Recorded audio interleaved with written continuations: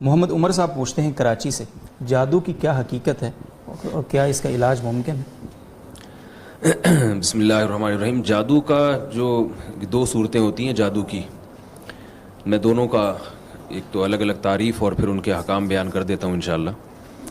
جادو ایک تو ہر اس کام کو جس کے اسباب مخفی ہوں، ہر اس اثر کو جس کے اسباب مخفی ہوں، اس کو بھی جادو کہا جاتا ہے. مثال کے طور پر کوئی بھی ایسا کام ہوا جس کی لاجک آپ کی سمجھ میں نہیں آ رہی، حالانکہ لاجک اس کی ہوتی ہے لیکن لاجک سمجھ میں نہیں آ رہی، وہ بہت باریک لاجک ہوتی ہے اس کی، تو اس کو بھی جادو کہا جاتا ہے، جس کو انگلش میں میجک کہتے ہیں. آپ نے میجک شو آج کل یوٹیوب پہ آ رہے ہیں کہ وہ بندے کے جو ہے نا وہ ٹانگیں کاٹ کے الگ کر دیتے ہیں، وہ اور دھڑ الگ اور ٹانگیں الگ ہو گئیں، لوگ اس کو جادو کہتے ہیں. حالانکہ وہ ہوتا ہی ہے کہ وہ نظر کا دھوکہ ہوتا ہے، کچھ ایسی چیزیں لگائی بھی ہوتی ہیں اور وہ خود بتاتے بھی ہیں کہ یہ حقیقت میں ٹانگیں وانگیں نہیں کٹی ہیں، کچھ بھی نہیں ہوا ہے، اور یہ باقاعدہ سیکھی جاتی ہے. یہ چیز، یہ شعبتیں ہیں، نظر کا دھوکہ ہے. آپ یہاں بھی دیکھ رہے ہوتے ہیں لوگ 20-20 روپے میں شو دکھا رہے ہوتے ہیں، وہ جناب وہ رومال سے کبوتر نکال لیا، تو یہ حقیقت میں رومال میں کوئی کبوتر نہیں ہوتا، یہ سب ٹرک ہوتی ہے.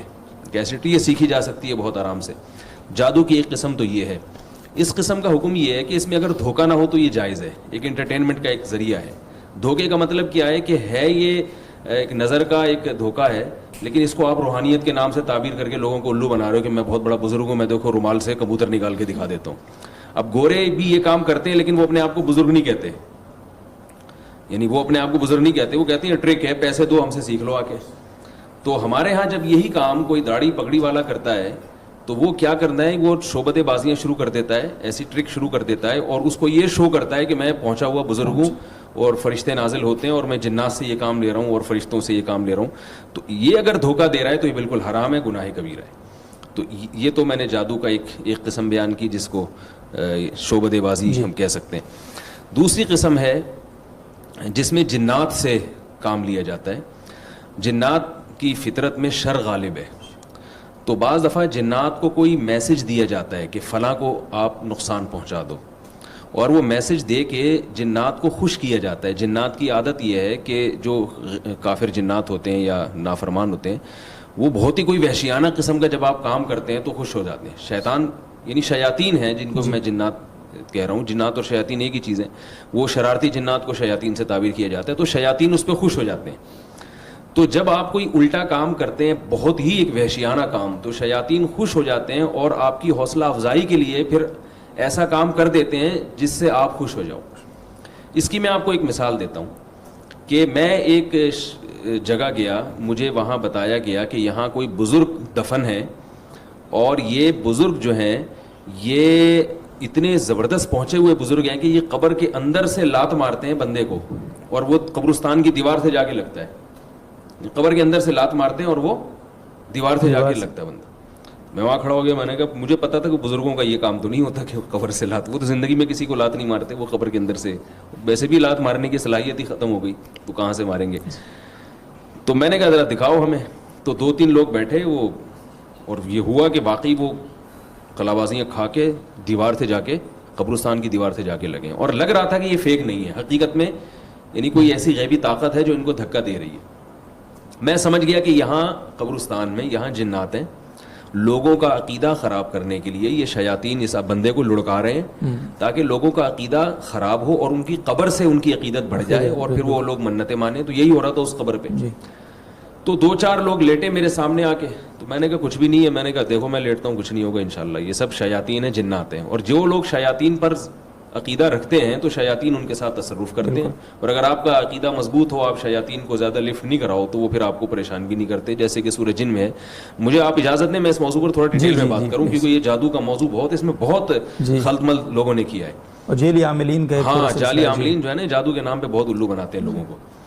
تو یہ جو مزاروں پہ بھی یہی ہوتا ہے کہ آپ جا رہے ہیں اور آپ کا جن اتر گیا، حالانکہ جن اترتا نہیں ہے، وہ وقتی طور پر جن اترتا ہے تاکہ جب آپ گھر جائیں تو دوبارہ چڑھ جائے اور پھر آپ مزار پر آئیں تو اتر جائے، تاکہ اس مزار والے بابا سے آپ کا عقیدہ مضبوط ہو.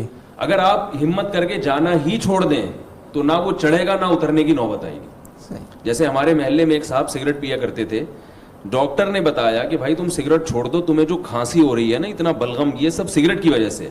وہ کہتے تھے میں سگریٹ پیتا ہوں تو بلغم نکلتا ہے، میں نہیں پیتا تو وہ اندر ہی رہتا ہے. تو ڈاکٹر نے ان کو ڈانٹا، انہوں نے کہا یہ پیدا ہی اس لیے ہوتا ہے کہ سگریٹ پیتے ہو، جب سگریٹ چھوڑ دو گے تو پیدا ہی نہیں ہوگا تو نکالنے کی ضرورت ہی نہیں رہے گی. بالکل.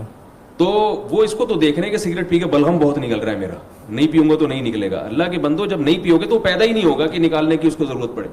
تو آپ ان عاملوں کے پاس جانا چھوڑ دیں, مزاروں پہ جانا چھوڑ دیں, آپ پہ جنات آنا ہی بند ہو جائیں گے انشاءاللہ, کہ آپ کو اس کے اتارنے کی ضرورت رہے. قرآن مجید میں سورہ جنس میں ہے وَأَنَّهُ كَانَ, سورہ جن میں ہے وَأَنَّهُ كَانَ رِجَالٌ مِّنَ الْإِنسِ يَعُوذُونَ بِرِجَالٍ مِّنَ الْجِنِّ فَزَادُوهُمْ رَهَقًا. جنات نے کا خود یہ بیان ہے جو قرآن میں ہے. جنات کہہ رہے ہیں کہ انسانوں میں بہت سے انسان ایسے ہیں جو ہم سے ڈرتے ہیں اور پھر ہم سے پناہ مانگنا شروع کر دیتے ہیں مختلف قسم کے شر سے, یعنی ہماری پناہ میں آنا چاہتے ہیں مختلف قسم کے شر سے بچنے کے لیے. تو اس چیز نے ہماری سرکشی میں اضافہ کر دیا اور ہم انسانوں پر پھر حاوی آنا شروع ہو گئے. پتہ یہ چلا کہ آپ جنات کو جتنا مسلط کریں گے نا اپنے اوپر, جتنا ان چیزوں کو وہ خوف کریں گے تو یہ چیزیں اور مسلط ہوتی ہیں. تو وہ میں قبر کا قصہ سنا رہا تھا, وہاں قبرستان میں وہ لڑکنے لگے. میں سمجھ گیا یہ جنات ہیں جو ان کے ساتھ کھیل رہے ہیں تاکہ ان کے عقیدہ خراب ہو.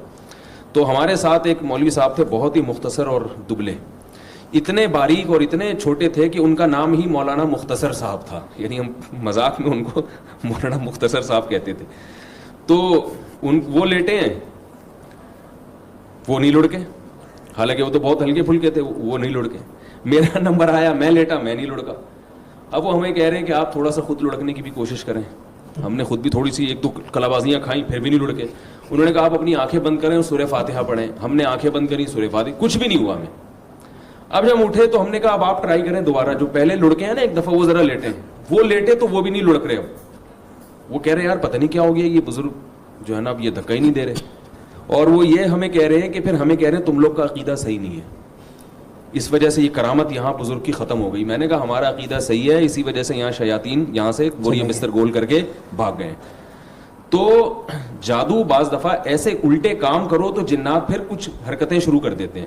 تو اس میں آپ نے دیکھا ہوگا یہ جو جادوگر ہیں نا, یہ کیا کرتے ہیں کہ قبرستان سے کسی بچے کی ہڈی نکال کے لاؤ, یا چوزے کو زندہ دفن کر دو, یا خون سے معاذ اللہ قرآن کی آیتیں لکھو, یا قرآن الٹا لکھو. تو یہ بڑا کفری اور وحشیانہ عمل ہے.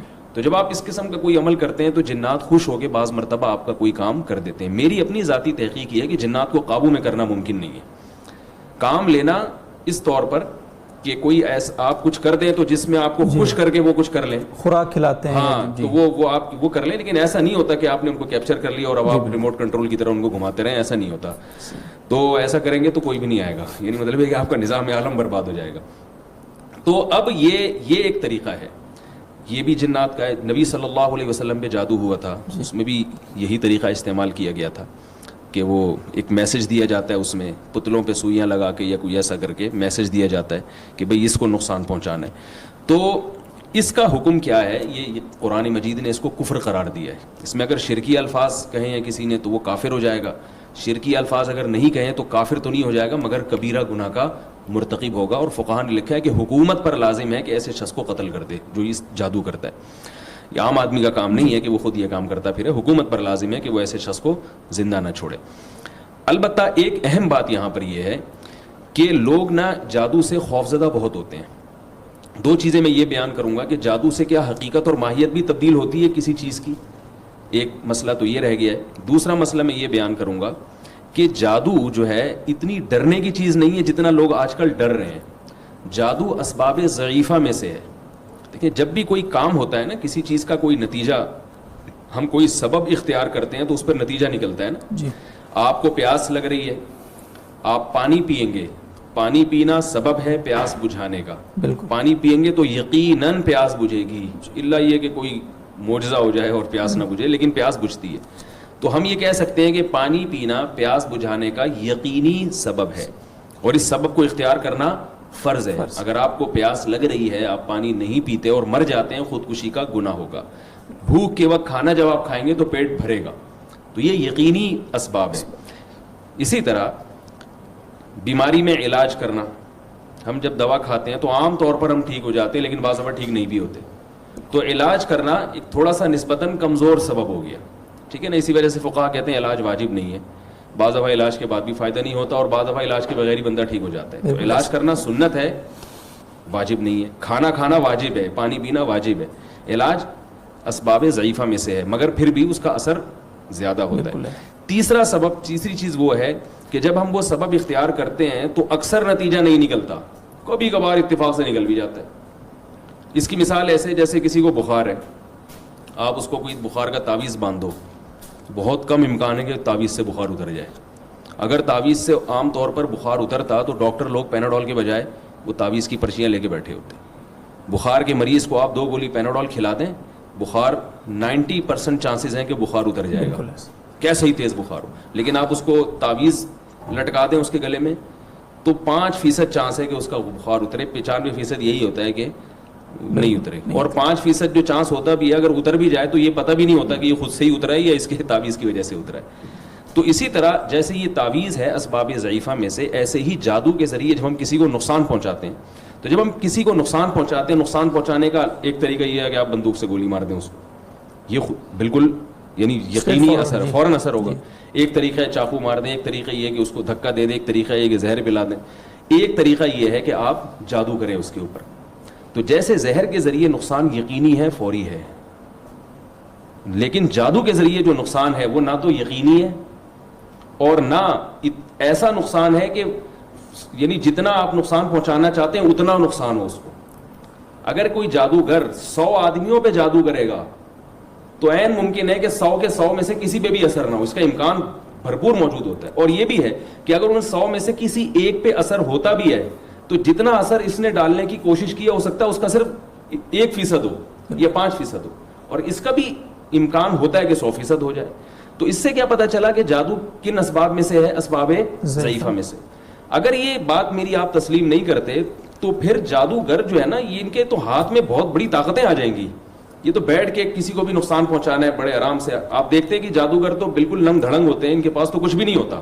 کسی کے پاس اتنی بڑی صلاحیت آ جائے کہ وہ جب چاہے جس کو چاہے نقصان پہنچا دے, وہ تو دنیا کا بادشاہ بن جائے. لیکن یہ ان کی حالت دیکھیں, یہ تو اب لوگوں نے ان کو پیسے دینا شروع کیے ہیں تو انہوں نے گھر ور بنا لیے, ورنہ ہمارے بچپن میں یہ جتنے جادوگر تھے یہ فٹ پاتھوں پہ بیٹھتے تھے اور رات کو فٹ پاتھ پہ سوتے تھے بیچارے. تو اسباب ضعیفہ میں سے ہے. رسول اللہ صلی اللہ علیہ وسلم پر جو جادو کا اثر ہوا ہے اس کی علماء نے حکمت بیان کی ہے کہ اس لیے اثر ہوا نبی پر جادو کا کہ لوگ آپ کو جادوگر کا تانا دیا کرتے تھے, تو اللہ نے جادو ہونے دیا تاکہ اس تانے سے آپ صلی اللہ علیہ وسلم کی نسبت یعنی بری ہو جائیں آپ کی, جادوگر نہیں. ورنہ میں کہتا ہوں ابو بکر رضی اللہ عنہ پہ جادو نہیں کیا ہوگا یہودیوں نے, کوشش نہیں کی ہوگی, اور اسلام کے اتنے بڑے بڑے لوگ ہیں, ظاہر کچھ بھی نہیں ہوا. تو اتنا آسان نہیں ہے کہ جو چاہے. آج مسئلہ یہ ہے کہ جس عالم پر, جس مفتی پر, جس بزرگ پر, بڑے سے بڑے لوگ ہیں, کوئی بیماری ہوتی ہے فلاں نے کچھ کیا ہوا ہے, وہ بھائی نہیں ہو سکتا اتنے آرام سے, یہ دنیا کا نظام برباد ہو جائے گا. میں نے ایک دفعہ ایک صاحب سے کہا, میں نے کہا چلو یار تبلیغی جماعت میں چلتے ہیں ایک علاقے میں. انہوں نے کہا نہیں وہ میں نے سنا ہے کہ وہاں جنات ہیں, وہ جن اٹھا کے مجھے پہاڑ پہ نہ رکھ دے کہیں. میں نے کہا یار اب تک تو کوئی ایسی رپورٹ نہیں ہے کہ تبلیغی جماعت گئی اور کسی نے جن کو اٹھا کے. تو لوگ وہمی بن رہے ہیں عاملوں کی باتیں سن سن کے, اس لیے جادو سے اتنا پریشان ہونے کی ضرورت نہیں ہے. ابھی ایک طالب علم ہے, اس نے مجھے چیلنج کیا کہ ہمارے ابا یہ کرتے ہیں اور یوں کرتے ہیں, فلانا کرتے ہیں, ڈمکانا کرتے ہیں. میں نے کہا کچھ بھی نہیں کرتے آپ کے ابا, ان سے کہو جو کرنا ہے میرے اوپر کر لیں, انشاءاللہ کچھ بھی نہیں ہوگا. کمال کی بات ہے ان کے ابا درزی بھی ہیں, تو وہ مجھے طالب علم نے کہا اپنے کپڑے دے دیں میں سیوں گا. میں نے کہا یہ کپڑے لے لو اور بہت اچھا موقع مل رہا ہے, اس قمیض پہ جتنے فلیتے پلیتے پڑھنے ہیں پڑھ کے دینا مجھے, اور میں پہن کے آؤں گا انشاءاللہ.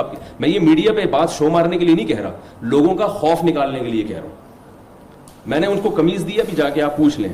میں نے کہا یہ کرتا ہے سی کے دو, اور اس پہ جتنے فلیتے پلیتے آپ نے پڑھنے ہیں نا, جادو ٹونے کے بھوت جن چڑیل سارے اس پہ پڑھ لو, انشاءاللہ کچھ بھی نہیں ہوگا. اور میں نے کہا یہ شلوار بھی ہے, اس کا نیفا بھی ہے, اس میں تعویذ رکھ کے لے آؤ. تو اللہ کے بندو اتنا ان چیزوں کو مسلط اپنی, میں مانتا ہوں جادو کا اثر ہوتا ہے مگر اتنا نہیں جتنا آپ لوگوں نے بنا لیا, اور اتنا آسان بھی نہیں. اور ایک اہم بات یہ بھی, آخری بات, کہ مشہور شخصیتوں پہ بھی جادو کا اثر نہیں ہوتا, کیونکہ مشہور شخصیتوں میں عام طور پہ کانفیڈنس ہوتا ہے. اب دیکھو حضرت موسیٰ علیہ السلام کے خلاف ہزاروں جادوگر تھے, لاٹھیاں پھینکی وہ سانپ نظر آئیں. فرعون نے جادوگروں کو دھمکی دی کہ میں تمہارے ہاتھ پاؤں کاٹ کے لٹکا دوں گا, تو وہ ہزاروں جادوگر مل کے ایک رسی پھینکتے وہ فرعون کو کھا جاتی. فرعون پہ کوئی دھمکی نہیں دے رہے وہ. اس کا مطلب یہ کہ ان کی صلاحیتیں بہت محدود ہوتی ہیں اور بہت ان کو گراؤنڈ بنانا پڑتا ہے اس کے لیے. اس لیے اللہ پہ توکل کرنا چاہیے, اللہ پہ اعتماد کرنا چاہیے. باقی مسئلہ کہ جادو سے حقیقت تبدیل ہوتی ہے پھر کسی اور وقت انشاءاللہ, ورنہ سارا وقت جو ہے میں ہی کھا جاؤں گا. ایسا نہ ہو آپ ہی مجھ پہ کوئی عملیات وغیرہ کروانا شروع کر دیں کہ بھائی جادو ہو گیا. جی بہت شکریہ مصعب, اور یہ بہت ہی اہم بات آپ نے بیان فرمائی ہے کہ جس طرح سے یہ جو آپ نے بات فرمائی تھی درمیان میں کہ یہ پھر رکتا نہیں ہے سلسلہ. آپ ایک عامل کے پاس گئے ہیں تو اس سے پھر سلسلہ بڑھتا چلا میں جاتا ایک ہے. چھوٹی سی بات آپ کو بتاؤں, میں نے کئی لوگوں کے جادو کا علاج کیا الحمدللہ. کئی لوگوں پہ جنات آتے تھے, میں نے علاج کیا. اب آپ پوچھیں کیسے علاج کیا؟ کیسے علاج؟ ان کا علاج چھڑوا دیا میں نے. یعنی جہاں علاج کر رہے تھے میں نے کہا یہاں جانا چھوڑ دو آپ, اور جو ہو رہا ہے ہونے دو, صرف سورہ فلق سورہ ناس پڑھو. کئی کیسز ہیں میرے پاس کہ وہ ٹھیک ہو گئے. اور جنہوں نے نہیں چھوڑا, اور میں نے ان کو پیشگوئی کی کہ ابھی آپ کے ایک خاتون کا فون آیا کہ میرے جو ہے نا وہ شوہر پہ پتہ نہیں کیا ہو رہا تھا, وہ رات کو یوں ہو رہا تھا, وہ ہو رہا تھا, وہ کہیں اورنگی ٹاؤن میں چلے گئے کسی بزرگ کے پاس علاج کروانے, تو وہ تو ٹھیک ہو گئے. میری ساس اب رات کو پتہ نہیں ایسے ان کو اچھلتی ہیں تھوڑا, ایک ایک بالش, کچھ ہو رہا ہے ان کو. میں نے کہا آپ ان سے تعلق ختم کر دیں, ورنہ تھوڑے دنوں میں سانس ٹھیک ہوں گی. آپ ابھی وہ سانس 1 فٹ اچھل رہی ہیں, آپ 2-2 فٹ اچھلیں گی. کی ہوتا ہے. میں نے کہا پھر اس کے بعد آپ کی بہنوئی اچھلیں گے, پھر دیور اچھلیں گے, کیونکہ جو ان عاملوں کے پاس چاہے کوئی بھی ہو ایک دفعہ گیا ہے نا, اس کی نسلیں اور اس کے پورا خاندان اس میں ملوث ہوا ہے. ایک بندہ ٹھیک ہوتا ہے دوسرا خراب ہو جاتا ہے. کاروبار ہے بھائی سر, چھوڑ دو اس کو. جی بالکل, یہ ان کا لوگ کاروبار کہتے ہیں ہے. وہ فلاں پیسے نہیں لیتے, کوئی بات نہیں, پیسے نہیں لیتا, چھوڑ دو آپ ان سے. اللہ پہ توکل کرو, آیت الکرسی پڑھو, سورہ فلق سورہ ناس پڑھ کے رات کو دم کرو, ٹھیک ہو جاؤ, ٹھیک صحیح ہے. نہیں ٹھیک ہوتے صبر کرو اس پہ. صبر کو بالکل. اللہ تعالیٰ عمل کی توفیق. آمین.